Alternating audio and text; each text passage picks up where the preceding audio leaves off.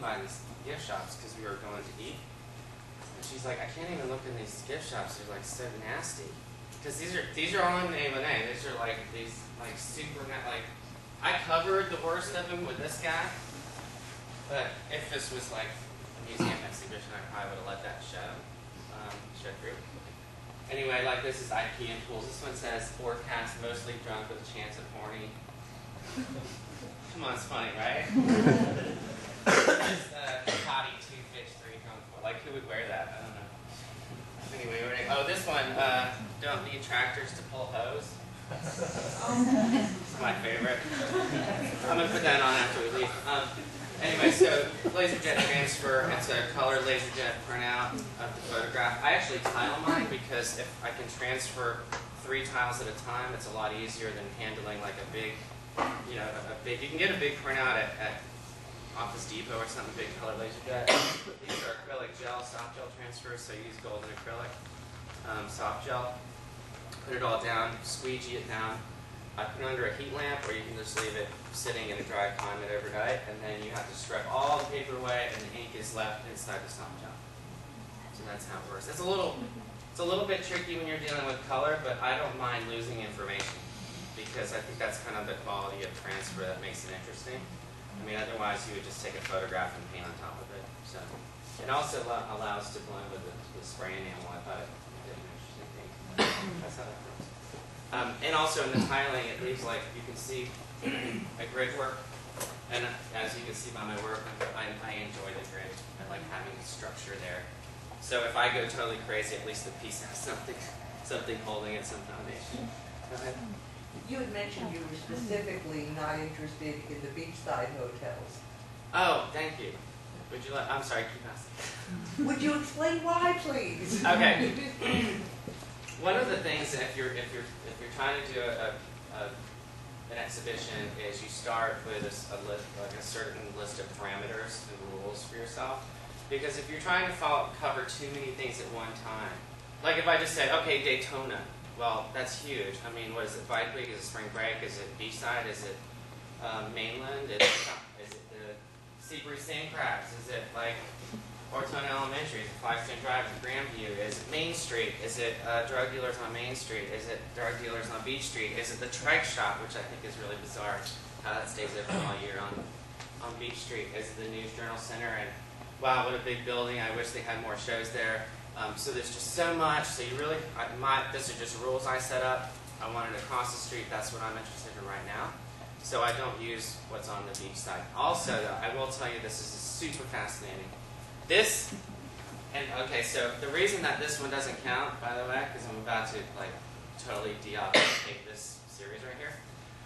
This was on the beach side, but since it was torn down, I felt like it was okay.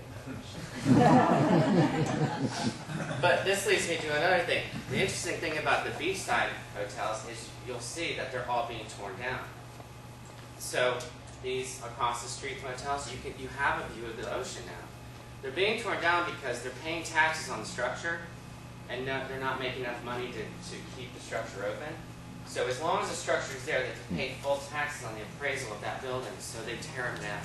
So there's just empty lots all the way down A1A on the beach side, which is, and you see, like, if I get into something, I really research and get crazy with it. My next project has gotten really crazy. Anyway, does that answer? Is that good?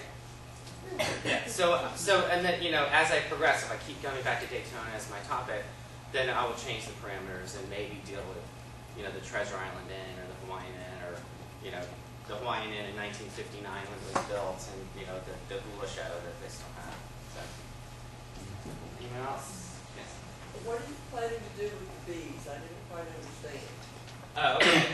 Well, we just got back from shooting a documentary about the migration of pollination with beekeepers. That is our research video, and it's sort of documentation of Luke and I doing this international project. We are building a Langstroth hive. Is the typical U.S. hive. When you see boxes on the side of the road, bees flying around, those are Langstroth hives. There's a deep box for the brood, and then they usually have a second box. It's called a super, and they can divide those if they need to, so the bees will strengthen up in the brood box. But we're building just a 16 times the size of a Langstroth hive with the frames. So it's about 8 feet high hanging and 20 feet long, and then there's 10 frames wide, and between them are corridors that are very narrow, which is called the bee space inside a Langstroth hive. But this is people space, and so the people have to sort of work to get through these corridors, and they're very narrow, so they have to cross each other. And while they're talking and getting through each corridor, which are hanging like this, 10 of them, and they're 24 feet long, and they walk through, they're being recorded. Their feet are being recorded, and their voices and everything being recorded, and then the sound is being projected in another corridor. So like you're in corridor 1, it's recorded and projected in corridor 5, and it's likewise to all the frames. So as more people enter, the hum rises, and the sound is People hive. exactly it's people high. And it's a bit voyeuristic also, because you can don't say anything bad about somebody if you're in corridor 1, because they could be free. So that's the project. That opens at Atlantic Center for the Arts in November 2013. We actually have Luke and I worked really hard this past year, and we got a fiscal sponsorship from New York Foundation for the Arts. Soon the website will be up on the Artspire site, so if you want to give money, you can do that.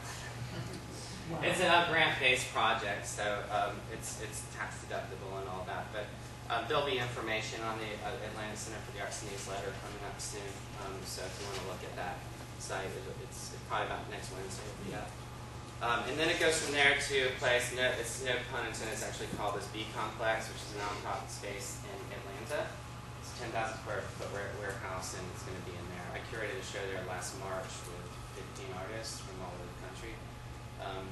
And now we're doing this project in there. And then it's either going to go to Exeter, New York, but when we were in California, I think that maybe it might truck to California, and then it's going to Europe for 3 venues. So yeah. Can you talk about the process of this show and how the conceptualization started? How did you guys meet? Did you set out with the intention of creating a show together, or did you meet, be connected, and then it kind of happened? Well, we were in residency at Atlanta Center for the Arts. Luke was with Daniel Bernard Romain, and I was with Rachel Bailey at the same time. And Luke and Jessica Caramore, who's a performance artist and writer, and she has a publishing company called More Black Press, and now she's painting also. We did a cross collaboration. Jessica wrote a poem called Fighting and Dancing, and then I did a painting, and then Luke soundtracked it. He did a piano music to it, and then so the piece actually had the music playing inside it. Then at the same time, Doug took us out and showed us the beehives. I'd never even seen a beehive. I'd never even been stung by a bee. I have since been stung by a bee. It's on YouTube. You can watch Doug put the bee on my arm and it stings me. And I had to know if I was allergic. So anyway, Luke and I started talking then, and Doug and Luke worked together, and Luke did a recording and actually put microphones down in the beehive. And then he did a piece called Postcards? At that time, it's free movements, but it's now changed to bicycle postcards. Okay, 3 movements. And part of basically he plays a bicycle, and then the soundtrack of New Smyrna riding a bike around a